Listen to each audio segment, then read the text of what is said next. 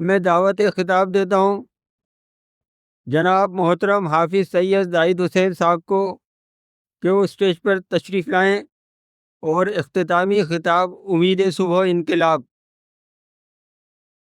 السلام علیکم ورحمۃ اللہ۔ الحمد للہ ان الحمد للہ نحمده ونستعینه ونستغفره ونؤمن به ونتوکل علیہ ونعوذ باللہ من شرور انفسنا ومن سیئات اعمالنا من يهده الله فلا مضل له ومن يضلله فلا هادي له واشهد ان لا اله الا الله وحده لا شريك له واشهد ان محمدا عبده ورسوله فاعوذ باللہ من الشیطان الرجیم بسم اللہ الرحمن الرحیم قد خلت من قبلكم سنن فسیروا فی الارض فانظروا کیف کان عاقبۃ المکذبین هذا بیان للناس بہدی وموعظۃ للمتقین ولا تہنوا ولا تحزنوا وانتم الاعلون ان کنتم مؤمنین۔ وقد قال اللہ تعالی فی مقام آخر ان اللہ اشترى من المؤمنین انفسهم واموالهم بان لهم الجنہ۔ وقد قال الله تعالى في مقام آخر وعد الله الذين آمنوا منكم وعملوا الصالحات ليستخلفنهم في الأرض كما استخلف الذين من قبلهم وليمكنن لهم دينهم الذي ارتضى لهم وليبدلنهم من بعد خوفهم أمنا يعبدونني لا يشركون بي شيئا ومن كفر بعد ذلك فأولئك هم الفاسقون۔ حضرات گرامی اور میری بہنوں،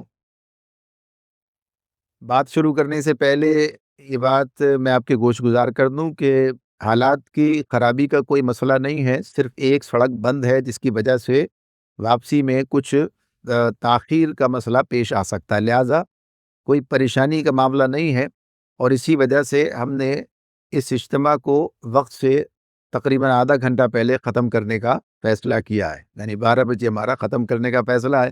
ویسے تو ابھی مجھے بتایا گیا 12:15 تک، لیکن بہرحال 12 بجے تک انشاءاللہ تعالیٰ ہم اسے مکمل کریں گے، لہذا اطمینان کے ساتھ یہ بات سماعت فرمائیے، جس مقصد کے لیے آئے ہیں بہرحال اسے اب سمیٹ کر ہمیں اپنے شہروں کی طرف واپس ہونا ہے، اور اس ساری تگوداؤ کا حاصل کچھ نہ کچھ ہمارے پاس ہونا چاہیے۔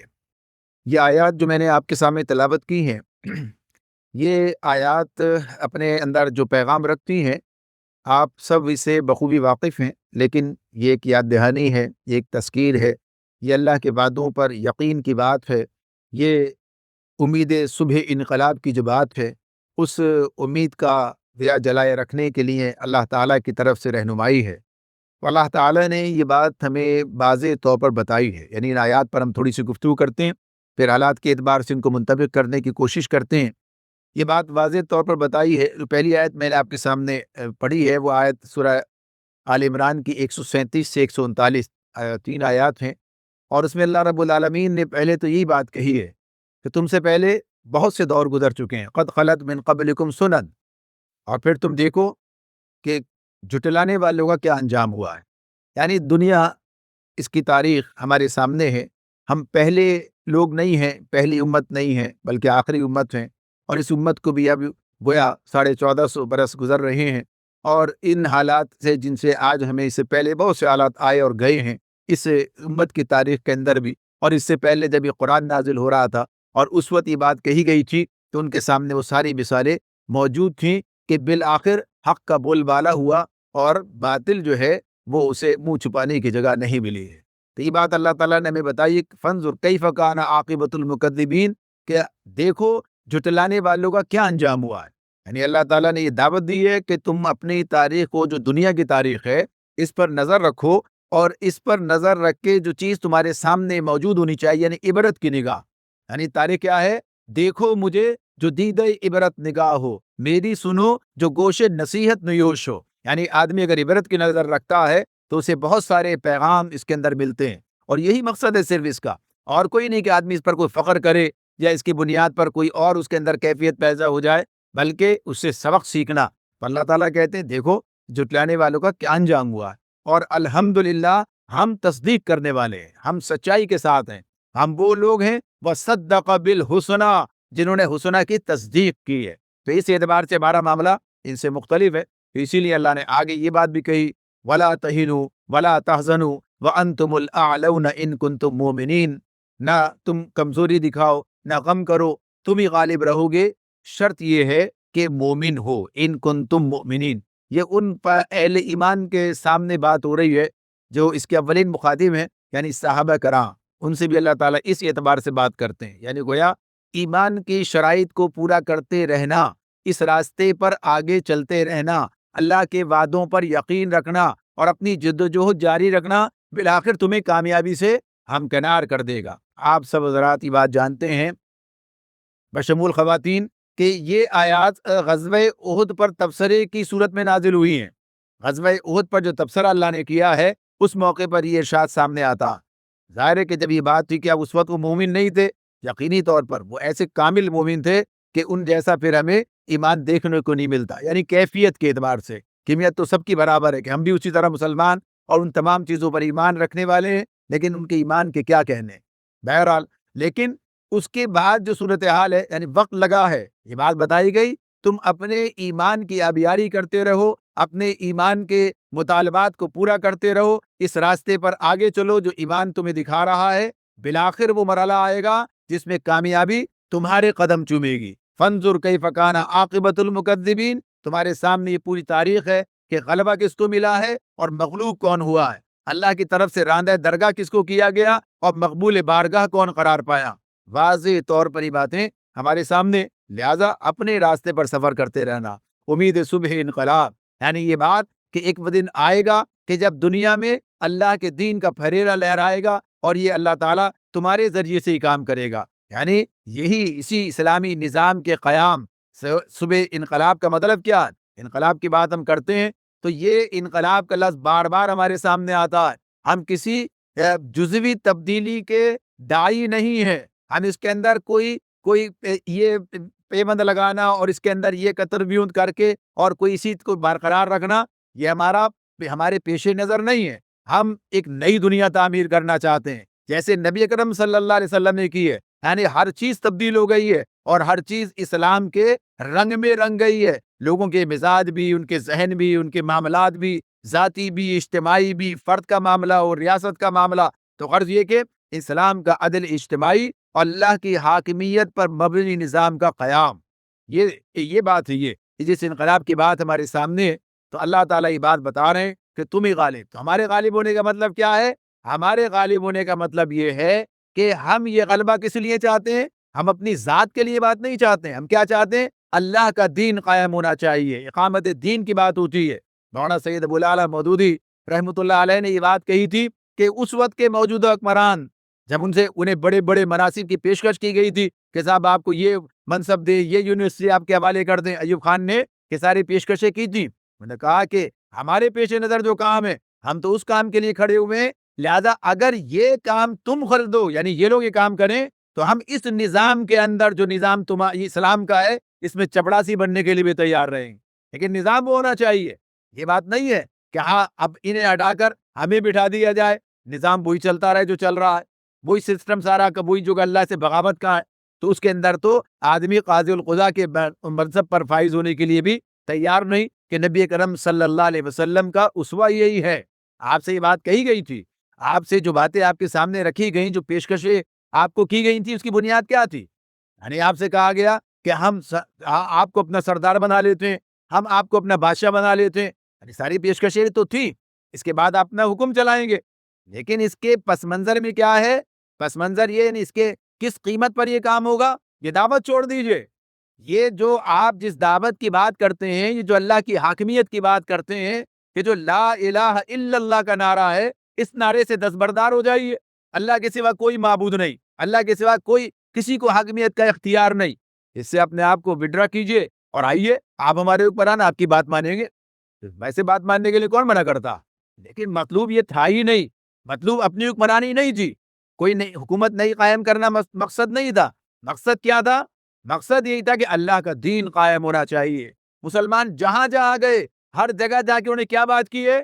اللہ کا دین قائم کرو، اس کے تحت آ جاؤ، تم ہمارے بھائی ہو، تمہارے بھائی ہو، ہم تم سے تمہاری زمینیں چھیننے کے لیے نہیں آئے، ہم تمہارے اقتدار پر قبضے کرنے کے لیے نہیں آئے، ہاں ہم کس لیے آئے ہیں کہ اس ظلم کے نظام کو ختم کر کے اسلام کا عادلانہ نظام قائم ہونا چاہیے۔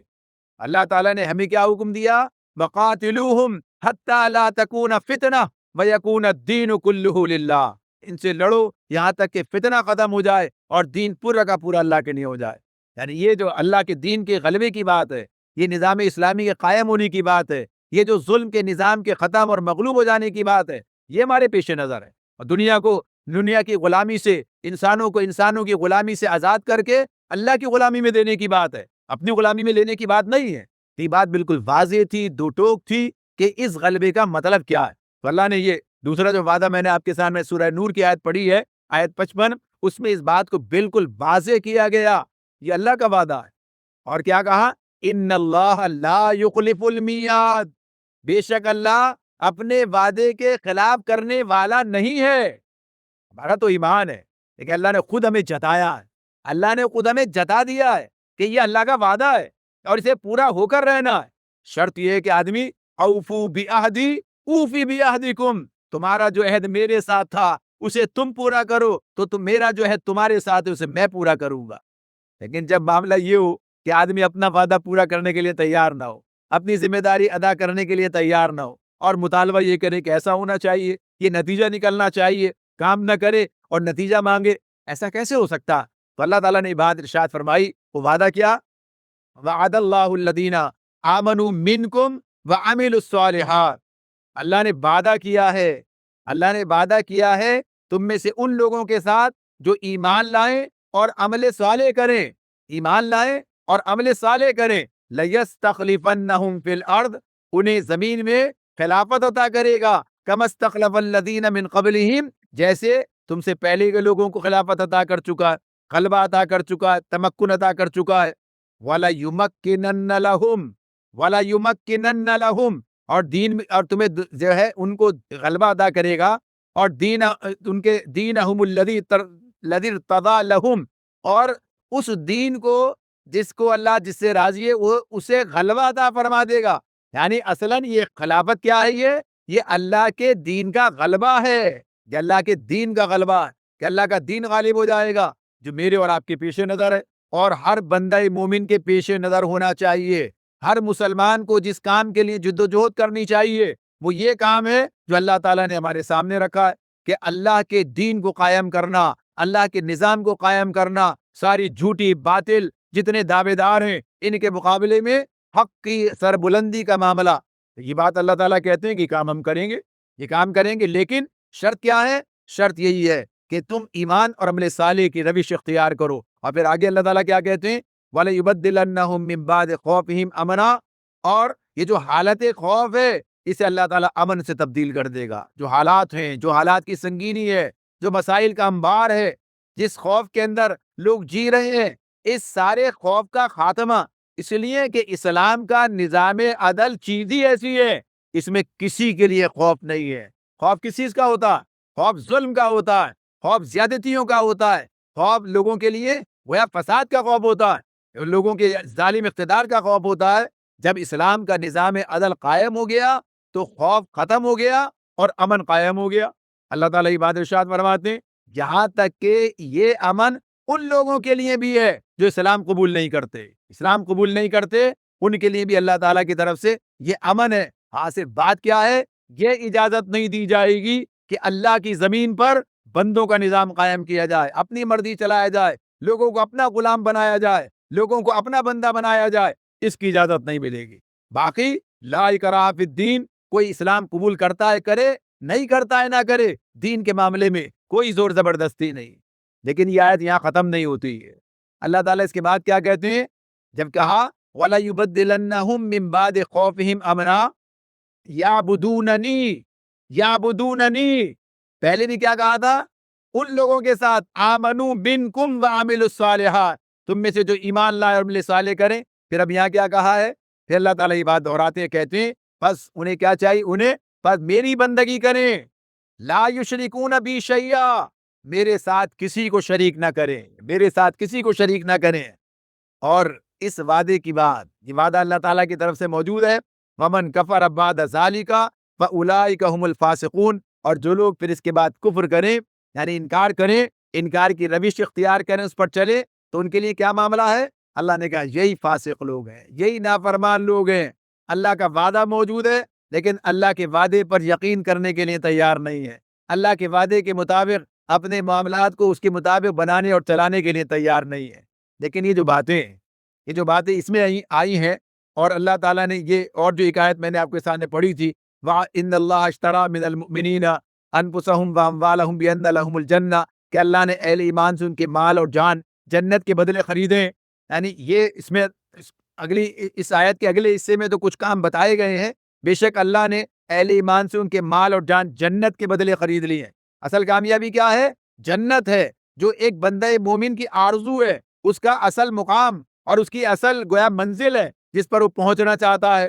فمن زحزح عن النار وادخل الجنت فقد فاز وما الحیات الدنیا الا متاع الغرور، کہ جو آگ سے بچا لیا گیا اور جنت میں داخل کر دیا گیا، حقیقت میں وہی کامیاب ہے۔ رہی یہ دنیا تو یہ ایک ظاہر فریب چیز ہے، لیکن یہ دنیا کارگاہ حیات جسے کہتے ہیں، یعنی کام کرنے کی جگہ، اسی جگہ پہ کام کر کے آدمی اپنے لیے جنت یا دوزخ بناتا ہے۔ اس کا یہ اپنا مقام، اس کی اہمیت ہے یہ، اس لیے جسے کہا الدنیا مزرعۃ الآخرہ، یہ کام کرنے کی جگہ، آخرت کی کھیتی ہے دنیا۔ تو اس حوالے سے یہ بات ہمارے سامنے رہنی چاہیے کہ اللہ کے وعدوں کے مصداق کون ہے؟ تو یہاں پر تو خصوصیت سے اس آخری مرحلے کی بات کی گئی۔ اس میں اللہ تعالیٰ نے کہا یقاتلون فی سبیل اللہ فیقتلون ویقتلون، اللہ کے راستے میں قتال کرتے ہیں، مارتے اور مرتے ہیں، ان سے اللہ کا وعدہ ہے کہ وہ انہیں آخرت میں جنت عطا کرے گا۔ یہاں دنیا کی بات نہیں کی اللہ تعالیٰ نے، تو مضمون ذرا مختلف ہے، لیکن یہی بات کہ یہ جو باتیں بار بار ہم سے کہی جاتی ہیں اور میں بتائی جاتی ہیں اور ہم سب دہراتے ہیں اور بار بار دہراتے ہیں، یعنی اس اعتبار سے دہراتے ہیں، اللہ نے کہا ایمان اور عمل صالح، ایمان تو ہمارے پاس ہے، عمل صالح بھی کر رہے ہیں، سارے لوگ نماز پڑھ رہے ہیں، اجتماع میں بھی شریک ہیں، یہاں بھی جو کام بتایا گیا وہ بھی کر رہے ہیں، قرآن بھی پڑھتے ہیں اور لٹریچر نہیں پڑھتے ہیں، یعنی بساط بھر کام کرتے ہیں اور کام کر رہے ہیں۔ یہ بات ہمارے سامنے رہے، یہ بات رہنی چاہیے کیا مطلوب ہے اور کتنا مطلوب ہے، کیا مطلوب ہے اور کتنا مطلوب ہے، اور نتائج کے پیمانے کیا ہیں، کب کس اعتبار سے نتائج سامنے آتے ہیں، فرد کی حیثیت سے ذمہ داری کیا ہے اور امت کی حیثیت سے ذمہ داری کیا ہے۔ فرد کا کام امت کے کام کے برابر نہیں ہو سکتا ہے۔ وہ اجتماعیت کی بات کہہ کے گئے تو کہ ایک فرد مسلمان ہو سکتا ہے، امت نہیں ہو سکتا ہے، بات اپنی جگہ بالکل ایک واضح بات ہے۔ تو بہرحال امت کا کام امتی کے کرنے کا ہوتا ہے، جو نتائج اس حوالے سے نکلیں گے وہ اسی حوالے سے نکلیں گے، فرد کا معاملہ اپنی جگہ پر رہے گا۔ تو ان چیزوں کو سمجھنا اور ان چیزوں کے مطابق میں نتائج کی توقع رکھنا، یہ بات جو ہے یہ ایک فہم کا معاملہ ہے جو ہمارے اندر موجود ہونا چاہیے۔ تو ایک چیز تو اس کو اپنے سامنے رکھنے کی ضرورت ہے، اس میں تھوڑی سی بات آگے کرتے ہیں۔ اس کے علاوہ دوسری بات کیا ہے؟ اب جب یہ بات ہمارے سامنے آ جاتی ہے، یہ اللہ تعالیٰ کہتے ہیں ایمان اور عمل صالح، اب یہ ایمان کی کیفیات، کل الحمدللہ اس مرتبہ بہت سی بہترین گفتگو باتیں آپ کے سامنے آ چکی ہیں، یعنی جو کل بات ہوئی تھی اس میں عاصم علی صاحب نے جو بات کہی کہ ہر مرض کی جڑ کیا ہے؟ شرک کا نظام۔ شرک کیا ہے؟ یہ ایمان کے منافی چیز ہے، یعنی ایمان کا معاملہ کیا ہے؟ توحید کا وہ شعور بندہ مومن کے دل میں آ جائے، بیٹھ جائے، وہ شعور اسے حاصل ہو جائے جو اسے ہر معاملے میں، ہر حوالے سے اللہ کی حاکمیت اپنی ذات اور زمین پر قائم کرنے کے لیے تیار کر دے، یعنی وہ ہر باطل کا انکار کرے، ہر مدعی رب کا یا مدعی الہ یا اس کی کسی صفت کا جو دعوے دار ہو، سب کا انکار کرے اور صرف ایک اللہ کی بندگی، ایک اللہ کی غلامی اختیار کرنے کے لیے تیار رہے۔ جمعے کا خطبہ آپ کے سامنے تھا، اسے ذہن میں رکھیے۔ تو اس طرح سے، اس اعتبار سے یہ جو بنیادی چیز ہے، ایمان کی منزل میں کہاں کھڑے، کس حیثیت ہے، کس مقام پر، کیا کیفیت ہے، اس کو ہمیں اپنے تمام معاشرے کے اندر پھیلانا ہے۔ یہ بات صرف آپ سے نہیں ہو رہی ہے، یہ بات آپ کے ذریعے ان تمام لوگوں کے لیے ہو رہی ہے جہاں آپ نے کام کرنا ہے، جس کے پاس آپ کو جسے بدلنا ہے، تبدیل کرنا ہے، اس کے لیے، اور اس سب سے پہلے اپنے لیے، یعنی اس سب سے پہلے اپنے لیے بھی، یعنی ایک کارکن کے ذہن میں، اس کے ایمان کے راسخ ہونے کے دل میں اتنا واضح معاملہ ہونا چاہیے کہ کوئی اس کے اندر ابہام نہ ہو، توحید کا مکمل درست تصور اگر ایک کارکن کے اندر نہیں ہے تو ظاہر ہے کوئی کام نہیں کیا جا سکتا.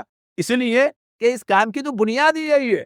اس کام کی بنیاد یہ، اگر بنیاد موجود نہیں ہے کوئی کام نہیں ہو سکتا ہے، کوئی کام نہیں ہو سکتا ہے. جب کل بات ہو رہی تھی اسی وقت میں نے اپنے پاس وہ کتاب نوٹ لکھا، اساس دین کی تعمیر. کتاب ہے یہ، ہمارے نصاب کا حصہ ہے یہ، اساس دین کی تعمیر. یعنی جس دین کو آپ قائم کرنا چاہتے ہیں اس کی بنیاد کیا ہے، کیسے تیاری ہوگی. صدر الدین اصلاحی صاحب نے اس کے بارے میں لکھا ہے، کتاب ہے پوری اساس دین کی تعمیر. یعنی کس طریقے سے بنیاد قائم کی جائے گی، اس میں وہ ساری باتیں کرتے ہیں. اس میں آخرت کی بات بھی سامنے آتی ہے، آپ کے ایمانیات اسی اعتبار سے، اور پھر نماز اور ذکر اور ساری چیزیں. تو غرض یہ کہ آدمی کے ایمان کا معاملہ، اور اس معاملے میں اس کو اپنی ظاہر ہے کہ وسعت کا اور اس کی تمام کیفیات کو برابر آگے بڑھاتے چلے جانا، یہ، اور پھر عمل کے اعتبار سے ایمان کو بڑھانا. یہ جب یہ بات کہی گئی ہے کہ جس نے من احب للہ و ابغض للہ و اعطى للہ و منع للہ فقد استکمل الایمان، یعنی جس نے محبت کی تو اللہ کے لیے، بغض رکھا تو اللہ کے لیے، عداوت رکھی تو اللہ کے لیے، جس نے دیا تو اللہ کے لیے، جس نے روکا تو اللہ کے لیے، فقد استکمل الایمان، اس نے اپنے ایمان کی تکمیل کر لی. یعنی گویا نامکمل کو مکمل کیا. یہ کس اعتبار، کیفیت کے اعتبار سے یہ ظاہر ہے فرائض کے اس معاملے میں کہ یہ چیز عقیدے کے حوالے سے تو نہیں ہے.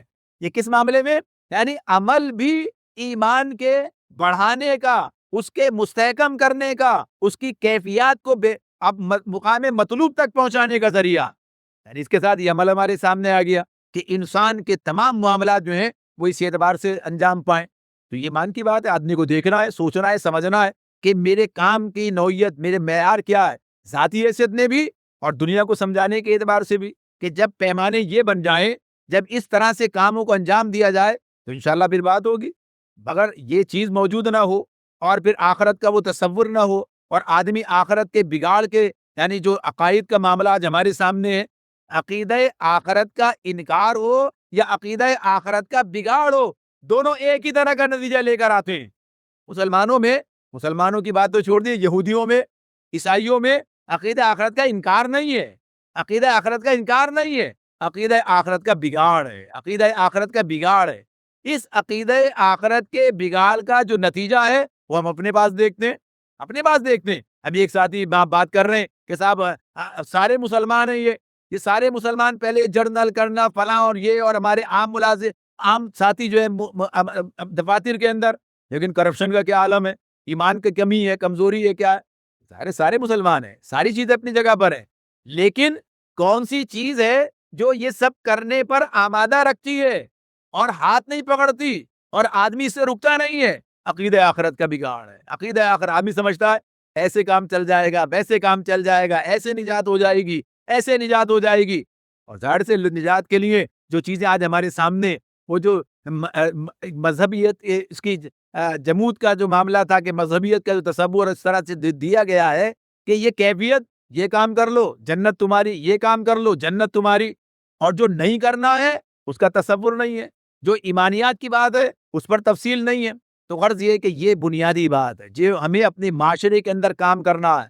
جب ہم کام کریں گے نتائج سامنے آئیں گے. اور پھر عمل صالح کی بات جو اللہ نے کی ہے، یعنی یہ دوسری شرط بنائی ہے، چاہے یہ بات اس اعتبار سے ہو کہ ان کنتم مومنین، مومن ہو، تو مومن کا مطلب یہی ہے. اور پھر وہاں پر بات کیا آ گئی، ایمان اور عمل صالح کی آ گئی. تو اللہ تعالیٰ نے اس عمل صالح کو الگ سے بھی بیان کیا. یعنی جب یہ بات ہوتی ہے اسی غزوہ احد کے اندر، اس سے چند آیات پیچھے، جب اللہ تعالیٰ نے یہ بات کہی کہ اللہ فرشتوں کے ذریعے تمہاری مدد کرے گا، تو کیا فرمایا، ان تصبروا وتتقوا، ان تصبروا وتتقوا ویأتوکم من فورہم ھذا یمددکم ربکم بخمسۃ آلاف من الملائکۃ مسومین. اگر تم صبر اور تقوی کی روش اختیار کرو تو اللہ، 3000 کی بات اللہ کے رسول نے اس سے پہلے کہی تھی، تو کیا کہا، 5000 صاحب نشان فرشتوں سے تمہاری مدد کرے گا. لیکن شرط یہ بتائی یعنی اپنے کام پر مضبوطی کے ساتھ جمے رہنا، اپنے موقف پر، اپنے ایمان پر قائم رہنا، کوئی ہلا نہ سکے، کوئی اپنے موقف سے ہٹا نہ سکے.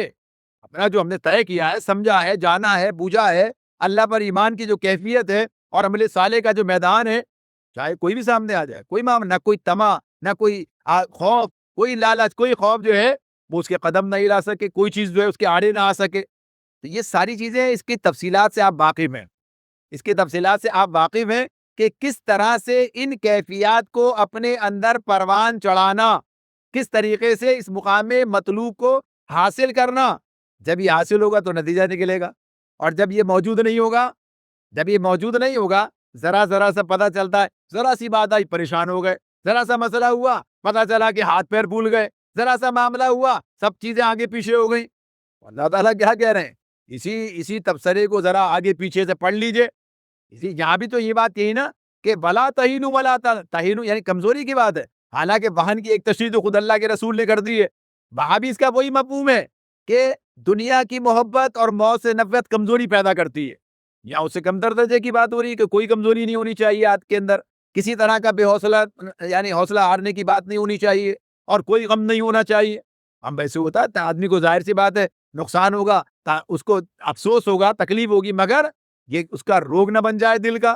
کہ آدمی اس سے اور زیادہ سیکھے اس معاملے کے اندر. ہر مشکل, ہر جیسے کہا تھا وہ ہر امکان لے کر آتا ہے. ہر جو مشکل آتی ہے وہ ایک نئے امکانات پیدا کرتی ہے. ان سے سیکھنا, ان سے سبق حاصل کرنا, ان سے نئے راستے نکالنا. ہر بحران جو ہے کچھ راستے دکھاتا ہے. تو یہ چیزیں اپنی جگہ پر موجود ہیں, ان سب کا کچھ حاصل ہونا چاہیے, ان سب سے سیکھنا چاہیے کہ صبر اور تقوی سے کیا مراد ہے, کیا کام ہے. تو یہ جو اقامت دین کی جدوجہد ہے, یہ مایوسی نہیں, یہ امید کا پیغام ہے. جو امید کا پیغام ہے, امید, عزم اور قربانی کے جذبے, اس کے ساتھ کام کرنے کی بات ہے. کام کرنے والا کبھی نا امید نہیں ہوتا. نا امید کون ہوتا ہے؟ جو بیٹھا رہتا ہے. مایوسی کس کے حصے میں آتی ہے؟ جو کام نہیں کرتا ہے. جو کام کرتا ہے وہ مایوس نہیں ہوا کرتا ہے. جو کام کرتا ہے وہ اللہ کی رحمت سے پر امید ہوا کرتا ہے.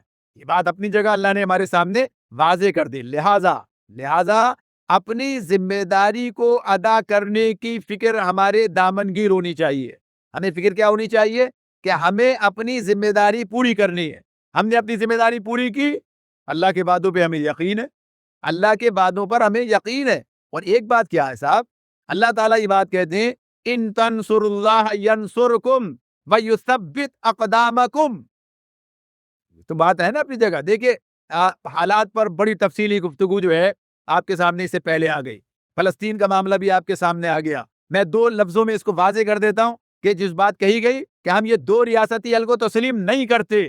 ہم یہ چاہتے ہیں کہ اسرائیل ناجائز ریاست ہے, اسے نہیں ہونا چاہیے, اور ایک ہی ریاست ہے, ظاہر ہے جو وہاں کے رہنے والے ہیں انہیں جو ہے ریاست بنانے کا حق ملنا چاہیے. تو 2 ٹوک معاملہ, اور اس کو زندہ رکھنا, اور اس مسئلے کو جب تک حل نہ ہو, یہ ساری ذمہ داری امت کا. یہ ساری چیز آپ کے سامنے اس سے پہلے آ گئی. زیادہ اس طرف نہیں جاتے, اسی طرف رہتے ہیں. تو بات کیا ہو رہی تھی, یہی سارے کام ہیں جو ہمیں کرنے, فرد کی حیثیت سے بھی, امت کی حیثیت سے بھی, مقام کے اعتبار سے بھی, اور پوری دنیا کے اعتبار سے بھی. یعنی بین الاقوامیت آ گئی نا اس کے اندر. یہ بات اپنی جگہ ہے, قومی نیشنز یہ ہمارا مسئلہ بن گئی سب چیزیں, لیکن ہر کام ایک کہنے سے تو ختم نہیں ہوگا, ایک لمحے میں نہیں ہوگا. کیا اس کی نئی شکلیں بنیں گی, کیا نئے حالات ہیں, ان نئے حالات کے اندر کیسے کام ہوگا. یہ جو بتایا گیا, تسلیم صاحب جو بات کر کے گئے آپ کے سامنے, وہ حالات کیا تھے, وہ دور کیا تھا, آج کا دور کیا ہے, تبدیلیاں کیا آ چکی ہیں, اور ان کے ساتھ ہم آگے کام کرنا ہوگا. یعنی اصول وہی رہیں گے, قواعد وہی رہیں گے, لیکن چیزیں اپنی جگہ ظاہر موجودہ حالات کے مطابق انجام پائیں گی.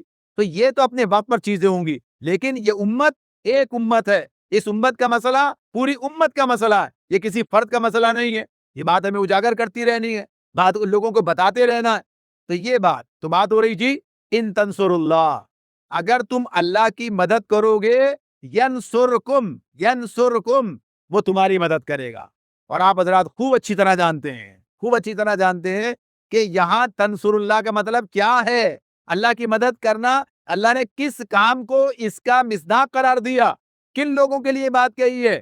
یہ کن لوگوں کے لیے بات کہی ہے کہ اللہ کے مددگار بنو, کونوا انصار اللہ. اللہ تعالیٰ نے بات کہی ہے نا قرآن مجید میں ہمارے سامنے, کونوا انصار اللہ. اور پھر کیا کہتا ہے, اللہ نے فرمایا ان تنصر اللہ, اور اگر تم یہ کام کرو گے, اگر تم یہ اقامت دین کی جدوجہد, اللہ کے دین کو غالب کرنے کی جدوجہد کرو گے, یہ تمہارے بس کا روگ نہیں ہے. یعنی یہ بات کیا ہے, اگر اپنے ذات کے بلبوتے پہ آدمی کرنا چاہے, اپنے ذات کے بلبوتے پر کرنا چاہے, یہ میرے بس کا روگ نہیں، اسی لیے اللہ تعالیٰ نے تو مجھے قرآن پڑھنے کے لیے پہلے کیا کہہ دیا؟ اعوذ باللہ من الشیطان الرجیم. سب کہہ رہے تھے نا، جتنے آئے سب نے ہی پڑھا ہے، سب نے یہ پڑھا ہے، سب نے وہ خطبہ پڑھا ہے جس کے اندر اللہ سے ہدایت مانگی ہے، جس نے اپنے نفس کے شرور سے اللہ کی پناہ حاصل کی ہے. تو ہمیں تو پتا ہے اپنے دشمن کے مقابلے میں اللہ کی پناہ حاصل کر رہے ہیں. تو اللہ کی مدد کے بغیر تو آدمی کا کوئی کام انجام پا ہی نہیں سکتا. یہ شعور ہمیں الحمدللہ حاصل ہے قرآن سے، سنت سے، یہ ہمیں معلوم ہے. لہذا یہ کام کرنے کی بات ہے، لیکن بتایا اس کام کے لیے پھر جو مدد درکار ہے وہ ہماری جانب سے تمہیں ملے گی. جو مدد درکار ہے وہ ہماری جانب سے تمہیں ملے گی. ینصرکم، وہ تمہاری مدد کرے گا. کون؟ اللہ ہماری مدد کرے گا. وَيُثَبِّتْ أَقْدَامَكُمْ، وہ تمہارے قدم مضبوطی کے ساتھ جما دے گا. یہ متزلزل ہونے والا معاملہ نہیں ہوگا، یہ استحکام ملے گا، یہ ہمارے اندر صبر آئے گا، یہ ہمارے اندر ٹھہراؤ آئے گا، یہ ہمیں اپنے کام کو کرنے کا سلیقہ بتائے گا. یعنی سب چیزیں کیا ہیں؟ یہ اللہ کے وعدے. یہ وعدے خوش ہونے کے لیے، افسوس کے لیے، مایوس کے ہونے کے لیے. جہاں یہ وعدہ موجود ہو کہ بھائی آپ کام شروع کریں، باقی ہم دیکھ رہے ہیں. اللہ تعالیٰ نے موسیٰ علیہ السلام سے کہا جاؤ فرعون کے پاس جاؤ. فرعون کے پاس جانے کے لیے کہا. جب فرعون کے پاس جا رہے ہیں تو جو باتیں سب آپ کے سامنے ہیں. وہاں تو مجھ پر ایک جرم کا الزام بھی ہے اور ایسا معاملہ بھی ہے، خطرہ ہے کہ ہم پر پل پڑے گا. یعنی ساری باتیں اللہ نے جواب میں کیا کہا؟ جاؤ، تم دونوں جاؤ، میں تمہارے ساتھ. فَإِنَّكَ بِأَعْيُنِنَا، آپ دونوں جائیے اور میں دیکھ رہا ہوں اور میں سن بھی رہا ہوں. میں کہیں چلا تو نہیں گیا ہوں. یعنی یہ یقین پیدا کر دینا. اور گئے وہ، اور دیکھے کیا ہوا. نتیجہ کیا نکلا ہے؟ فرعون کہتا ہے، یعنی قرآن میں جب اس کے آپ پڑھ رہے ہوتے ہیں اس کے قصے کو کہتا، چھوڑو مجھے ذرا، میں اس موسیٰ کو دیکھ لوں. تو کس نے پکڑ رکھا ہے تجھے؟ یعنی ساری باتیں کرتا ہے، انہیں ان کا استاد قرار دے دیتا ہے. یعنی جو جادوگر لے کر آیا تھا موسیٰ علیہ السلام کو، ان سے کہتا ہے آج تمہارے ہاتھ پر کٹوا دوں گا. ان سے کچھ نہیں کہتا. موسیٰ علیہ السلام کی دھمکی اس نے کوئی نقل نہیں کی اللہ تعالیٰ نے وہاں، کہ ان سے یہ کہا. ان کے قوم کے بچوں پر جب لوگوں نے کہا اصل تو معاملہ ان کا ہے، اچھا ان کے بچوں کو قتل کرواؤں گا. غرض یہ کہ اللہ کی مدد بندہ مومن کے شامل حال رہتی ہے اور بالآخر نتیجہ نکلتا ہے. لیکن نتیجہ تو کام کرنے کے بعد نکلتا ہے، کام سے پہلے تو نہیں نکلتا ہے. اللہ تعالیٰ نے یہ ساری چیزیں ہمارے سامنے رکھی اس لیے کہ اگر ایسے ہی کچھ دے دینا ہوتا تو اپنی طرف سے کہا اللہ تعالیٰ کر لیتے. اور اس کے علاوہ بھی یہ بات ہے کہ اگر وہ صلاحیت موجود نہ ہو، وہ استعداد موجود نہ ہو، وہ کام کرنے کا جو طریقہ اور وہ سب اختیار نہ کیا گیا ہو، تو نتائج اگر کوئی ایسے بغیر اس کے دے دیے جائیں تو خراب ہو جائیں گے. جیسے ابھی بات آپ کے سامنے آئی تھی کہ ان سے کہا گیا کہ صاحب ہم چپراسی سے لے کر ڈائریکٹر تک سب کو بدل دیتے ہیں، لائیے. کام ہی نہیں ہوا، افراد کی تیاری نہیں ہوئی. یعنی افراد ایسے، یہ بات نہیں تھی اس معاملے کے اندر کہ لوگ موجود نہیں تھے، اس معیار کے لوگ موجود نہیں تھے. آج بھی آپ یہاں بیٹھ جائیے اور بتائیے کہ صاحب یہ ریکروٹمنٹ ہو رہی ہے، آئیے. ہر آدمی، بہت سے لوگ ملیں گے آپ کو، آ جائیں گے آپ کے پاس، اس کام کے لیے، اس کام کے لیے، اس کام کے لیے سب ملیں گے. مگر جس معیار کے آپ کو چاہیے، یعنی صالحیت اور صلاحیت، یہ جو بات ہے نا کہ ہم ایسے لوگ چاہتے ہیں جو صلاحیت میں ان عام دنیا داروں سے زیادہ ہوں، لیکن اس سے پہلے صالحیت بھی ان کے اندر موجود ہو. صالحیت، ہمیں ایکسپرٹس نہیں چاہیے، خالی صالحیت کے ساتھ چاہیے. اصل جو بات ہمیں درکار ہے اور اسی کی کوشش ہے جو کرنی ہے آپ کو، جو ہمیں کرنی ہے.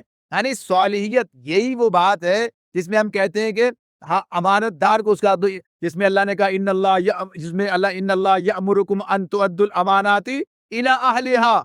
اللہ تمہیں حکم دیتا ہے کہ امانتیں ان کے اہل افراد کے سپرد کرو. امانتیں ان کے اہل افراد کے سپرد کرو. تو اہل افراد کون ہوتے ہیں؟ امانت سے یہاں سارے لوگ متفق ہیں. میں نے کہیں کسی تفسیر میں یہ بات نہیں پڑھی ہے کہ کسی نے یہاں پر کوئی اور بات کہی سوائے اس کے کہ یہ اجتماعی مناسب کا معاملہ ہے. اور معرف القرآن میں تو بڑا تفصیلی نوٹ لکھا ہے انہوں نے، مفتی شفیع صاحب نے. تو غرض یہ کہ یہ جو اجتماعی مناسب، تو اب یہ جو مناسب ہے اللہ تعالیٰ اس کے لیے ہمیں یہ بات کہتا ہے کہ اس کے لیے اہل اور اہلیت کیا ہے، وہ خود قرآن نے بتا دیا طالوت کے معاملے میں. یعنی جب بات سامنے آتی ہے بات صالحیت اور صلاحیت، دونوں چیزیں درکار ہیں، دونوں چیزیں درکار ہیں. تو اللہ تعالیٰ خود یہ بغیر صلاحیت اور صالحیت کے عطا کر دے گا. یعنی ہم سے تو یہ کہہ رہا ہے مناسب ان کے حوالے کرو جن کے اندر صلاحیت اور صالحیت ہے، جو اس کے اہل ہیں. اور جب ہمارا حال یہ ہو کہ اپنا گھر چلانے کی صلاحیت نہیں ہے، اپنا ملک چلانے کی صلاحیت نہیں ہے، اپنے ادارے چلانے کی صلاحیت نہیں ہے، یہ دنیا کا ٹھیکہ ان کے حوالے کر دیا جائے. کیسے؟ کس طرح؟ کس بنیاد پر؟ اللہ تعالیٰ نے طاقت کے یعنی اس کے اصول کی بات ہوگی، یعنی ان کے ہاتھ میں تلوار دینے سے پہلے انہیں اس درجے تک ان کی تربیت کی گئی، اس کا غلط استعمال نہیں ہوگا. تو یہ طاقت کا استعمال چاہے وہ کسی بھی طرح کی ہو، چاہے وہ اسلحے کی ہو، چاہے وہ اختیار کی ہو، چاہے وہ مال کی ہو، اس کے لیے صالحیت کی چیز جو چاہیے، اس کے لیے جو بیریئر چاہیے جو اسے غلط طرف جانے سے روکے گا، وہ صالحیت کا ہے. ورنہ بڑے بڑے صلاحیت والے آدمی پڑے ہیں کہ ایسے ایسے کام کر کے دکھاتے ہیں کہ آدمی دیکھتا رہ جائے. تو یہ اس اعتبار سے ہمیں درکار ہے. تو اللہ تعالیٰ نے یہ بات بتا دی کہ اگر تم یہ کام کرو گے تو اللہ تمہاری مدد کرے گا، تمہارے قدم جما دے گا. اور پھر کیا ہے؟ پھر اس کا یہ بات بھی کہی، یہ پھر واپس آدھے ان تنصر اللہ ینصرکم ویثبت اقدامکم. اور اس کے بعد کیا کہا سورہ آل عمران میں اسی جگہ پر، اسی تبصرے میں غزوہ احد کے، ان ینصرکم اللہ فلا غالب لکم، ان ینصرکم اللہ فلا غالب لکم. اگر اللہ تمہاری مدد کرے تو کون تم پر غالب آ سکتا؟ اگر اللہ تمہاری مدد کرے، بات پوری ہو رہی ہے نا. پہلے بات کیا کہی؟ ان تنصر، اگر تم یہ کام کرو گے، اللہ کی مدد کریے، اقامت دین کا کام کرو گے، غلبہ دین کی جدوجہد کرو گے، اللہ تمہاری مدد کرے گا، تمہارے قدم جما دے گا. اور جس کی اللہ مدد کرے، ان ینصرکم اللہ فلا غالب لکم، پھر سے کون غالب آ سکتا؟ لیکن آیت آدھی ہے. آدھی آیت کیا ہے؟ اگلی آیت اگلا حصہ کیا ہے؟ وَإِن يَخْذُلْكُمْ، اور اگر وہ تمہیں چھوڑ دے، فَمَنْ ذَا الَّذِي يَنْصُرُكُمْ مِنْ بَعْدِهِ، تو پھر کون ہے جو اس کے بعد تمہاری مدد کر سکتا ہو؟ یہ سارے ہماری، یہ سارے جواری، یہ جو سارے دام لگاتے اور اپنے اپنے مقاصد کے لیے ہمیں استعمال کرنے کی کوشش کر رہے ہوتے، یہ جو کچھ کیا گیا ہے یہ کس کے لیے؟ یعنی جو پتہ چلا 20 نکات پیش کیے گئے، کس کے لیے؟ جو کام وہ نہ کر سکا، یہ کام ان کاسے لیسوں کے ذریعے کرانے کی کوشش کی جا رہی ہے. یعنی کوشش کی جا رہی ہے کہ اپنے مقاصد کو حاصل کیا جائے. لیکن نتائج اللہ کے ہاتھ میں، نتائج اللہ کے ہاتھ میں. وہ جب اپنا وہ معیار پورا ہو جائے گا، وہ کام پورا ہو جائے گا، نتائج آئیں گے. اسی لیے کہ جو بات میں نے اس سے پہلے آپ سے کہی تھی، ذرا سا اس کو بھی آپ اس مقام پر سامنے لے آئے. اب یہ کام ہو رہا ہے، یا حماس کی بات کہی ہے، کسی اور کی بات کہی ہے، کہیں بھی بات کہی ہے، نتائج تو وہ سامنے نہیں آئے. قربانیاں دے رہے ہیں، قربانیاں. دیکھیے اللہ تعالیٰ کا جو نظام ہے، اللہ کا جو نظام ہے، بعض انبیاء ایسے بھی دنیا میں تشریف لائے کہ جنہوں نے زندگی بھر اللہ کے دین کی بات دنیا کے سامنے رکھی، اللہ کی دعوت، اللہ کی طرف بلایا، دین کی دعوت دیتے رہے. لیکن نتیجہ کیا نکلا؟ نتیجہ کچھ نہیں نکلا. قوم ایمان نہیں لائی، اللہ کا عذاب آیا. اللہ نے ان کی مدد کیوں نہیں کی؟ غلبہ ملتا. یہ بات جو تھی، یہ جو بات اللہ نے کہی ہے، تم ہی غالب رہو گے اگر مومن ہو، تو وہ تو پکے مومن تھے. نبی کی بات ہے، یہ نبی کی بات ہے، کیسے معاملہ ہو سکتا؟ یعنی بات اللہ نے کہی ہے نا یہاں پر. تو یہ ایک پہلو. اچھا چلیے، بعد نبی تھوڑے کیا آدمی نہیں آئے؟ نوح علیہ السلام کی بات لیجیے. نوح علیہ السلام کیا ہیں؟ ایک کشتی بھر مسلمان تو ہے نا ان کے ساتھ میں، ایک کشتی بھری گئی ہے، ایک کشتی بھر کے مسلمان ان کے ساتھ ہے. اور یہ کون ہے؟ یہ سارے مومن ہیں، یہ پکے مومن، بچائے گئے یہ اللہ کی طرف سے. اللہ نے ان کے بارے میں، ان کے ایمان پر مہر تصدیق ثبت کی ہے. اللہ نے جنہیں بچایا وہ تھے جو مومن تھے. لیکن یہ جو کہا تم غالب رہو گے، ان معنوں میں تو غالب نہیں ہوا کہ یہ لڑکے انہوں نے اسے مغلوب کر لیا ہو. اللہ کا عذاب آیا، اللہ کا عذاب آیا. یعنی نوح علیہ السلام کی قوم پر اللہ کا عذاب آیا، یہ لوگ بچا لیے گئے. تو یہ کیا کیفیت ہے؟ یہ بنیادی طور پر معاملہ یہی ہے کہ جس سطح کا کام درکار ہے، یعنی جب وہ اصلاح احوال ظاہر، جب انقلاب آئے گا تو سب کے لیے آئے گا نا. انقلاب آئے گا تو سب کے لیے آئے گا. اگر آج پاکستان میں اسلامی انقلاب نہیں آتا تو اس کی وجہ کیا ہے؟ یہ قوم اس کے مستحق نہیں ہے. یعنی یہ قوم جس مقام پر ہے، یعنی اللہ، یہ کیا ہے؟ یہ اللہ کی رحمت ہے، یہ اللہ کی مدد ہے، یہ اللہ کی نصرت ہے، یہ اللہ کے طرف سے انعام ہے، یہ جو سزا کا مستحق ہو اسے انعام کیسے ملے گا؟ تو بات کیا ہوئی پھر ہمارے سامنے؟ یعنی انعام کا مستحق بننے کے قابل بنانا۔ جب تک یہی بات ہے، جب تک اس معاشرے کے اندر اسلام کی پیاس پیدا نہیں ہوتی، جب لوگ خود اپنے دل سے، اپنی خواہش سے، اپنی مرضی سے، یعنی ان کے اندر یہ تمنا پیدا نہیں ہوتی اسلام غالب ہونا چاہیے، اور اس تمنا کا اظہار ان کے اپنے ذاتی عمل کے ذریعے نہیں ہوتا، ذاتی عمل کے ذریعے نہیں ہوتا، تب تک کوئی انقلاب نہیں آتا، کوئی نتیجہ نہیں نکلتا۔ اللہ تعالیٰ نے نبی صلی اللہ علیہ وسلم سے کیا کہا ہے؟ کہا نتیجہ ہمارے ذمہ ہے، آپ کا کام کرنا ہے۔ اور یہ بات بتا دی، ہدایت آپ کے اختیار میں نہیں ہے، ہمارے اختیار نہیں، اللہ کے اختیار میں ہے، اور وہ اس کے اسی قاعدے اور اصول کے مطابق ملے گی جو اس نے مقرر کر دیا ہے۔ یعنی جب تک اس کے اندر ہدایت طلبی پیدا نہیں ہوتی، اس کی ہدایت کی طلب پیدا نہیں ہوتی، ہدایت نہیں ملے گی۔ ہدایت ایسی چیز نہیں ہے کہ بس ایسے ہی کسی کو دے دی جائے، یہ تو طلب کرنے، یعنی آدمی کے اندر وہ طلب پیدا ہو جائے، وہ طلب پیدا ہو جائے، وہ جستجو پیدا ہو جائے، پھر اللہ تعالیٰ عطا فرماتا ہے، پھر سب کچھ ہوتا ہے۔ تو غرض یہ کہ یہ کام اگر کوئی تو اس مایوس ہونے کی بات نہیں، یہ نتیجہ نہیں نکلا، کیوں نہیں نکلا؟ وہ کام اس مقام پر نہیں پہنچا تھا۔ امت کے کرنے کا کام، جو نتائج امت کے کام کے نتیجے میں نکلیں گے، ایک معتدب تعداد ایسی ہونی چاہیے جو اس کے لیے اپنے آپ کو آمادہ و تیار کرے، جس کی بنیاد پر اللہ تعالیٰ وہ انعام اس قوم پر کر دے، اور پھر بعد میں اس امت کا معاملہ بھی سامنے آئے گا۔ تو غرض یہ کہ یہ بات ہمارے سامنے رہنی چاہیے، لیکن یہ اپنی جگہ نتیجہ وہ غلبے کی اس طرح نکلے نہ نکلے، اپنی ذمہ داری پوری کرنے کے نتیجے میں وہ جو وعدہ جنت ہے وہ ہمارے حق میں پورا ہو جائے گا۔ وہ ہم کن لوگوں میں شمار ہو جائیں گے؟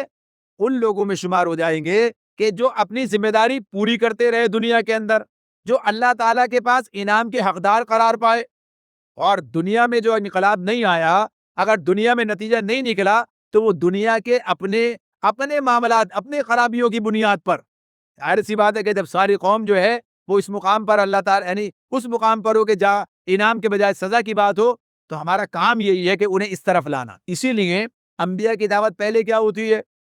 کوئی نظام کی بات تو نہیں ہو رہی ہوتی ہے، یہ بات اپنی جگہ کہ اس میں یہ بات مضمر ہوتی ہے اللہ کی الہ کا جو تصور ہے، اس میں اللہ کی حاکمیت موجود ہے۔ یعنی یہ بات پورے واضح ہونی چاہیے، جس کے سامنے دعوت جاتی ہے، جس کو کلمہ کی بات بتائی جاتی ہے۔ یہ تو آج کے لوگ ہیں مسلمان جو اس بات کو سمجھتے نہیں، کلمہ کے معاملے بھی معنی بھی نہیں جانتے۔ تو غرض یہ کہ وہاں یہ بات موجود ہوتی ہے، مگر کوئی نقشہ نہیں ہے نظام کا، کوئی بات نہیں ہے اس حوالے سے۔ پہلا معاملہ یہی ہے، اللہ کو الہ واحد تسلیم کر لو، اللہ کو الہ واحد تسلیم کر لو۔ نتیجہ کیا ہے؟ اس دائرے کے اندر آ جاؤ، اب اللہ کے احکامات کو تسلیم کر لو، اللہ کے انعامات تم پر ہو جائیں گے۔ یعنی جس طرح جو کام ہمیں کرنا ہے بنیادی طور پر، وہ کام ہمیں یہی کرنا ہے کہ ہم اپنی ذمہ داری اس طرح سے پوری کریں کہ ہم اس معاشرے کے اندر وہ تبدیلی لے کر آئیں جس کے نتیجے میں اسلامی انقلاب کی صبح طلوع ہوا کرتی ہے۔ اسلامی انقلاب کی صبح طلوع ہوا کرتی ہے، یہ وہ صبح نہیں ہے جو 12 گھنٹے کے بعد خود بخود نمودار ہو جاتی ہے، یہ وہ صبح نہیں ہے۔ صبح تو ہے، ہر رات کی صبح ہے، ہر رات ختم ہونے کے لیے ہے، ہر دن طلوع ہونے کے لیے، لیکن یہ کیا ہے؟ یہ اسی وقت ممکن ہے جبکہ وہ دورانی ہے۔ جیسے قوموں کے عروج و زوال کا فلسفہ تفہیم پڑھیے، تفصیل سامنے آ جائے گی۔ وہ یہ اس طرح کے اس کی میعاد نہیں ہے جیسے میری اور آپ کی عمر ہے 10 سال 15 سال 20 سال 50 سال 100 سال، بات وہ اخلاقی اعتبار سے۔ تو اب اس کے عروج و زوال کے پیمانے بھی یہی ہیں۔ تحریک اسلامی کی اخلاقی بنیادیں آپ کے نصاب میں شامل ہے، پڑھی ہوگی آپ نے، اس میں لکھا ہے قوموں کے عروج و زوال کا فلسفہ کیا ہے، اس میں لکھ رکھا آپ کے سامنے۔ تو غرض یہ ہے کہ یہ معاملہ اپنی جگہ پر ہے۔ بہرحال یہ اس تاریکی میں چراغ جلا کر لوگوں کو روشنی کی طرف بلاتے رہنا، اور چراغ سے چراغ جلانے کی جدوجہد جاری رکھنا، یعنی یہ کام ہے جو ہمارا ہے۔ ایک بات تو آپ کے سامنے یہ آ گئی تھی، یعنی انقلاب اسلامی کے اعتبار سے، یعنی اقامت دین، وہی ایک بات ہے، اس کے لیے کارکن تیار ہوں، کام ہو، نتیجہ نکلے۔ تو ایک پہلو تو اپنی جگہ پر ہے کہ ہم اپنے گھر کے بارے میں، اپنے بچوں کے بارے میں خود اپنے بارے میں، آج کا نوجوان اپنے بارے میں، ان کے مربی ان کے بارے میں، یا ہم اپنے بچوں کے بارے میں وہ منصوبہ بنائے جس کے تحت ہم وہ افراد تیار کریں جو اس کام کے لیے ہمیں درکار ہیں. اور ظاہر ہے جو بات ہوئی اس کا انکار نہیں کہ سارے کام درکار ہیں. معاشرے کے اندر ہر سطح پر کام کرنے والے افراد درکار ہیں اور یہ کام ہونا چاہیے. اور یہ نبی اکرم صلی اللہ علیہ وسلم کی سنت ہے. اپنی جگہ پر آپ نے بہت سے کام کیے ہیں ایسے جو آپ کو ملیں گے، سامنے آئیں گے. وہ اپنی جگہ ایک کام ہے جو جاری ہونا چاہیے. لیکن اسی کے ساتھ ایک دوسرا پہلو کیا ہے؟ دعوت. ہر شعبہ زندگی کے افراد میں دعوت کا عمل جو جاری رہے گا، یہ بھی نتائج نکالے گا. یہ جو بات ہوئی تھی اور مثالیں، یہ ایکو بروئی کہاں سے آئے تھے؟ ایک بروئی جو جن کا بارے میں بات ہے، کتنے عظیم، یعنی معاف کیجیے عظیم کا لفظ واپس، یعنی کتنے بڑے وکیل تھے اس ملک کے، جن کے بارے میں آپ سنتے ہیں، پڑھتے ہیں. انہیں اسلام کی طرح، یعنی صحیح معنوں میں یہ جو شعوری اسلام ہے، اس کی طرف راغب کرنے کا کام کس نے کیا ہے؟ ایک عام آدمی نے کیا ہے. یعنی بات ہمارے سامنے چودھری غلام محمد صاحب کا معاملہ، یعنی ایک ایسے فرد کو قائل کر لیا اس بات پر کہ یہی حق ہے، یہی سچ ہے، اسی کے لیے جینا، اسی کے لیے مرنا. یہ کام ہم کریں گے، ہمیں کرنا چاہیے. یعنی ہم اپنے متعلقین کے ساتھ ساتھ اپنے متاثرین، اپنے حلقہ احباب جہاں تک پہنچے تو ہر شعبہ زندگی میں. یہ بات ہمارے منصوبے کے حوالے سے ابھی شورا کے اندر موجود تھی، تجاویز جو پیش کی گئی تھیں، اس میں یہ بات تھی کہ ہم ہر شعبہ زندگی کے ممتاز افراد تک اپنی بات پہنچائیں، دعوت پہنچائیں. انقلاب جانے کب آ جائے، کس کے دل میں بات اتر جائے، کس کی سمجھ میں بات آ جائے. تو عقیدے کی بات بھی ہونی چاہیے، ذمہ داری کی بات بھی ہونی چاہیے. تو یہ نتیجہ کیا نکلے گا؟ افراد آئیں گے. تو افراد آئیں گے، پھر ان کی تیاری کے دونوں براسنے، یعنی انہیں سوالیت کے اعتبار سے بھی، اور اگر کسی معاملے میں جو ہمارے پاس کام ہے، ظاہر جس جگہ پر ہمیں اسی سطح کا کام ہم سے مطلوب ہوگا، تو اس اعتبار سے ان کی تیاری کا، صلاحیت کے معاملے میں بھی بات ہوئی ہے. تو یہ جو کام ہے، یہ جو چیز ہے، یہ ہمیں کرنی ہے، یہ ہمیں کرنی چاہیے. اس کے بغیر کام نہیں چلے گا. دنیا تو اپنی جگہ پر ہے، دنیا سے یعنی کام کرنے کے نتیجے میں پھر اللہ تعالیٰ کی مدد آئے گی. دنیا سے گھبرانے کی بات نہیں ہے. سارا معاملہ کیا ہے؟ آپ پڑھتے جائیے قرآن، ایک جگہ یہ بات مل جائے، ان کی وجہ سے تمہارا جو کام خراب ہوا ہے، ان کی وجہ. ایسا نہیں ہے. تمہارا کام اگر صحیح ہوگا تو تمہاری وجہ سے، تمہارا کام بگڑے گا تو تمہاری وجہ سے. یعنی مسلمانوں سے کہا ہے نا کہ تمہیں اپنے آپس میں تنازع پیدا نہیں کرنا چاہیے، تمہاری ہوا اکھڑ جائے گی. تمہیں ایسا نہیں کرنا چاہیے، تمہیں ویسا نہیں کرنا چاہیے. صبر تمہارے اندر ہونا چاہیے، تقویٰ تمہارے اندر ہونا چاہیے، ایمان تمہارے اندر ہونا چاہیے، کام تمہیں اپنا کرنا چاہیے، اللہ کے مددگار تمہیں بننا چاہیے. سب ہم سے ہو رہی نا بات. تو ہم جب یہ کام کریں گے تو دنیا سے گھبرانا اور اس اعتبار سے سوچنا بڑی بڑی طاقتیں. اللہ تعالیٰ نے کیا بات کہی ہے؟ اللہ نے یہ بات کہی ہے، میں بتا دی کہ یہ اللہ کے نور کو اپنے منہ کی پھونکوں سے بجھانا چاہتے ہیں. یریدون لیطفئوا نور اللہ بافواہہم. یعنی بات ہے نا ہمارے سامنے. اب یہ کیا بات ہے؟ یہ اصل معاملہ حق اور باطل کا ہے. اصل معاملہ اللہ اور اللہ کے مخالف، یعنی مخالف سے مراد یہ نہیں کون اللہ کا مخالفت کر سکتا، یعنی یہ جو اللہ نے آزادی دی ہے انسانوں کو، اور شیطان جس راستے پر انسانوں کو لے کے چلا گیا ہے، یعنی وہ اللہ کے مقابل کھڑے ہو گئے. قرآن میں اللہ نے کہا ہے اپنی حیثیت دے کے آج اللہ کے منہ کو آنے لگا. یعنی یہ انسان اپنی پیدائش کو دیکھ کیا اس کا، تو بہرحال ہے یہ معاملہ. تو ان کا موازنہ کریں تو حیثیت کیا ہے؟ منہ کی پھونکے کے علاوہ شاید اس سے بھی کوئی ہلکا لفظ ہماری سمجھ میں آتا تو اللہ بیان کر دیتا. یعنی اس معاملے میں تو یہ معاملہ ان کا ہے. یعنی اس اعتبار سے بندہ مومن جو ہے وہ بے خوف ہوتا ہے. اور یہ دیکھیے ابھی جو معاملہ ہے، یہ جو حماس کے معاملے سب چیزیں رہی تو کیا ہے، یعنی گویا یہ طاقتیں تمہاری ہیں اور خدا ہمارا ہے. طاقتیں تمہاری ہیں اور خدا ہمارا ہے. عکس پر نہ اتراؤ، آئینہ ہمارا ہے. آپ کی غلامی کا بوجھ ہم نہ ڈھوئیں گے، آبرو سے مرنے کا فیصلہ ہمارا ہے. یہ تو بات ہماری اس اعتبار سے. تمہارے گھر سے یہ کام ہو جائے گا ایسا نہیں ہوگا. عمر بھر تو کوئی بھی جنگ لڑ نہیں سکتا. ہمارے لیے کیا ہے؟ وَقَاتِلُوهُمْ حَتَّى لَا تَكُونَ فِتْنَةٌ. ہمیں تو اسی راستے پہ چلنا ہے. عمر بھر تو کوئی بھی جنگ لڑ نہیں سکتا، تم بھی ٹوٹ جاؤ گے، تجربہ ہمارا ہے. یہ اپنی بات کہ غیرت جہاد اب غیرت جہاد اپنی زخم کھا کے جاگے گی، پہلا وار تم کر لو، دوسرا ہمارا ہے۔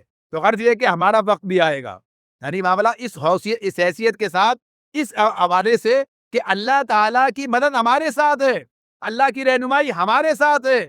اپنی رہنمائی پر اب غرور مت کرنا، آپ سے بہت آگے نقش پا ہمارا ہے۔ والذین جاہدوا فینا لنہدینہم سبلنا، جو ہمارے راستے مجاہدہ کریں گے انہیں راستے ہم دکھائیں گے، انہیں راستے ہم دکھائیں گے۔ اللہ رہنمائی کرے گا، تو اس کی رہنمائی اللہ کر رہا ہو، جو اللہ کے سہارے اپنا کام لے کے کھڑا ہوا ہو، پھر نتیجہ کیسے نہیں نکلے گا؟ پھر نتیجہ کیسے نہیں نکلے گا؟ لیکن اصل بات ہے کام کرنا، اصل بات ہے کیا؟ کام کرنا۔ کتنا بڑا کام ہے، کتنا بڑا کام ہے جو کرنا ہے۔ اور یہ جو صبر اور تقوی اور یہ ساری صفات اپنے اندر، جس کے بہت تذکرے، بہت ساری انفرادی خصوصیات اجتماعی معاملات کی آپ کے سامنے آئی ہیں، ان سب کو لے کے چلنا۔ عزم سفر کیا ہے تو رختے سفر دیبان، منزل ہے آسماں تو بے بالوں پر نہ جا، لاکھوں چراغ لا کہ ہوا تیز ہے بہت، صرف ایک دیا جلا کے سرے راہ گزر نہ جا۔ کام کرو، اپنے اندر وہ صفات پیدا کرو، وہ صلاحیتیں پیدا کرو، وہ استعداد پیدا کرو، وہ جد و جہد کرو، اپنے رب کے حضور گڑ گڑاؤ، صلاحیت کے لیے، استعداد کے لیے، اس کام کے لیے جو اس نے ہمارے سپرد کیا ہے، کہ وہ اس کام کرنے کا سلیقہ طریقہ بھی عطا کرے اور ہماری مدد بھی فرمائے، تو فرمائے گا یقیناً۔ اور بہرحال یہ بات اپنی جگہ ہے کہ اللہ کی مدد کام کے نتیجے میں انسانوں کے ساتھ آتی ہے۔ اور یہ تحریک اسلامی پاکستان یعنی اپنی ساری کمزوریاں، بے بذاتی کا سب چیزیں، مگر کیا ہے؟ اللہ کے دین کی ہے، اللہ کی بنیاد پر، اللہ کے دین کے سارے اسی مقصد کے لیے، تو اس کی طاقت کا موازنہ کسی سے نہیں ہو سکتا۔ یہ اپنی جگہ پر ہے۔ مسئلہ کیا ہے؟ مسئلہ اپنے اندر بیداری پیدا کرنا۔ تو الحمدللہ، الحمدللہ یہ خوشائن چیزیں بہت ہیں، کم نہیں ہے۔ یہ سارے باتیں تو قرآن کے سب باتیں کام کرنے کے نتیجے میں سامنے آئے گا۔ ایسے حالات ہیں، پھر بھی دیکھیں بیٹھے ہیں لوگ، کتنے ہیں آپ کے سامنے، کتنی وہاں مائیں بہنیں بیٹیاں بیٹھی ہیں، جو اگر اپنے گھروں میں انقلاب برپا کر دیں، جو اپنی اصل ذمہ داری کے ساتھ ساتھ اس معاشرے کے اندر جو ذمہ داری اس سب کو ادا کرے، آپ دیکھیں کیا انقلاب آئے گا، اور آ رہا ہے اور آئے گا انشاءاللہ تعالیٰ۔ چیزیں ہمارے سامنے آج آپ دیکھیے، ابھی امیر محمد صاحب کے 3 صاحبزادے یہاں موجود ہیں، اللہ کو پیارے ہو گئے امیر محمد صاحب، کام ہے، نتیجہ ہے۔ اقبال صاحب کے صاحبزادے یہاں موجود ہیں، شمس العارفین صاحب کے صاحبزادے مولانا حزب اللہ یہاں موجود ہیں۔ یہ اللہ کی نعمت ہے، 2 سال پہلے تو یہاں نہیں تھے ہمارے ساتھ۔ یہ اللہ کی طرف سے ایک انعام، یعنی چیز کام کریں گے نتیجے نکلیں گے۔ یہ اور اتنے سارے لوگ ہیں، یہ ڈاکٹر تسنیم احمد ہے، یہ فلاں صاحب ہیں، یہ فلاں صاحب ہیں، یہ عاصم علی صاحب، یہ یعنی ہر طرف یہ ہم نے تو ہزار تیار شدہ افراد آئے، الحمدللہ جہاد ہوئے، سب کچھ ہوا۔ لیکن یہ بات، وہ کام اپنی جگہ پر ہے، یہ کام کہ کام کرتے رہنا، جاری رکھنا، یہ اپنی جگہ ہے۔ مایوس نہیں ہوئے، مایوس ہونے کا کوئی سوال ہی نہیں ہے۔ لا تقنطوا من رحمت اللہ، اللہ کی رحمت سے مایوس نہ ہو، اللہ کی رحمت تو تلی کڑی ہے۔ واپس آؤ، واپس آؤ، وانیبوا الی ربکم، اپنے رب کی طرف واپس آؤ، واستجیبوا لہ، اور اس کی فرما برداری اختیار کرو۔ اگلی آیت یہ ہے، اس کے ساتھ جو لا تقنطوا من رحمت اللہ، لا ان اللہ یغفر الذنوب جميعا کے بعد، تو غرض یہ کہ یہ بات، یہ کام کرنا ہے، اس کے نتائج ہمارے سامنے آئیں گے۔ تو ہر شعبے زندگی میں کام کرنا، یہ نوجوانوں کے بعد ہے۔ ایک نوجوان کل سامنے آتا ہے، یعنی قصور سے ہمارے ایک ساتھی، ان کے بیٹا ساتھ، پوتا ساتھ ہے، آگے بات کرتا ہے۔ بات کیا ہے صاحب؟ اب جو ہے مجھے سے یہ کہا جا رہا ہے ملک سے باہر جاؤں۔ آج سارے بچے اسی بھائی پاکستان میں کیا رکھا ہے، لیکن میں سوچتا ہوں کہ یہ اگر وہاں جانے سے دنیا بن کے آخرت برباد ہوگی تو کیا ہوگا؟ سوچ پیدا ہو رہی ہے، سوچ پیدا، یہ سوچ جو ہے نتیجہ نکالے گی۔ اس سوچ کو پروان چلا کر اس کی صحیح رہنمائی کرنا ان نوجوانوں کی۔ الحمدللہ دیکھیے آپ بیٹھے ہیں، یہ یہاں پر موجود ہے۔ یہ اللہ کے آگے شکر گزار ہونے کی بات ہے کہ اس دوران میں جو لوگ ہمارے ساتھ متفق کی حیثیت سے آئے تھے، کارکن کی حیثیت سے واپس جا رہے ہیں۔ کارکن کا فارم بھرا ہے بہت سے لوگوں نے کل، یعنی 10 افراد تو کراچی سے جنہوں نے کل کارکن کا فارم بھرا ہے، جو متفق کی حیثیت سے یہاں آئے تھے، کارکن کی حیثیت سے واپس جا رہے ہیں۔ اور کتنے لوگ ہیں جو اس سے آگے بڑھ کر امیدوار کی جو ہے ذمہ داریاں اختیار کرنے کے لیے تیار ہیں۔ اور یہ کام کرنے کے نتیجے میں انشاءاللہ تعالی نتائج سامنے آئیں گے۔ باتیں تو یہ بات اپنی جگہ ہے، جتنا بڑا کام ہے اور جتنے اس کے جہتے ہیں اور جتنے اس کے تقاضے ہیں، یہ بڑا مشکل لگتے ہیں، لیکن ہر آدمی سے تقاضا کیا ہے؟ جتنا اس کے بس میں ہے۔ جس طرح یہ ٹھیک ہے، تعین ہونا چاہیے، منصوبے بننے چاہیے، منصوبے کے مطابق کام ہونا چاہیے. مجھے سب سے زیادہ فکر اپنی ذات کی کرنی چاہیے. اپنے گھر اصلاح کے اعتبار سے بات ہے, اصلاح کے اس راستے پہ چلنے کے اعتبار سے بات ہے. اپنی ہونی چاہیے, اپنے گھر کی ہونی چاہیے, اپنے بال بچوں کی ہونی چاہیے, اپنے خاندان کی ہونی چاہیے. کتنا بڑا میرے سامنے یہ دائرہ موجود ہے اپنے خاندان میں کام کرنے کا. اپنے خاندان پہ کام کیجئے, اپنے دوستوں پہ کام کیجئے, اپنے پڑوسی اپنے محلے میں کام کیجئے, نتائج سامنے آئیں گے.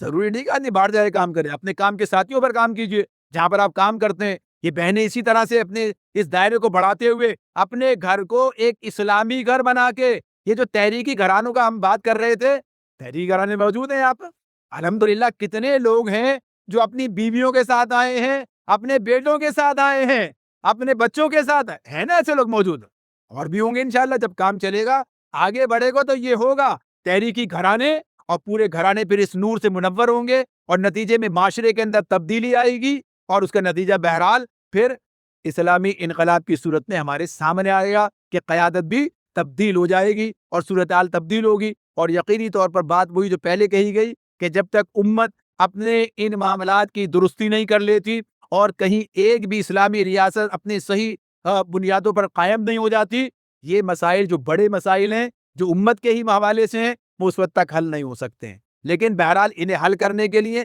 راستہ یہی ہے, اپنی ذات سے شروع کیجئے اور جہاں تک آپ آگے بڑھ سکتے ہیں بڑھتے چلے جائیے, کام جاری رکھیے. اللہ جس مقام سے واپس بلا لے یہ اس کی مرضی ہے, لیکن کام کرتے کرتے مر جانا اور مرتے مرتے کرتے کر جانا, یہی ہمارے پیش نظر ہونا چاہیے. اللہ تعالیٰ میں سمجھنے اور عمل کرنے کی توفیق عطا فرمائے.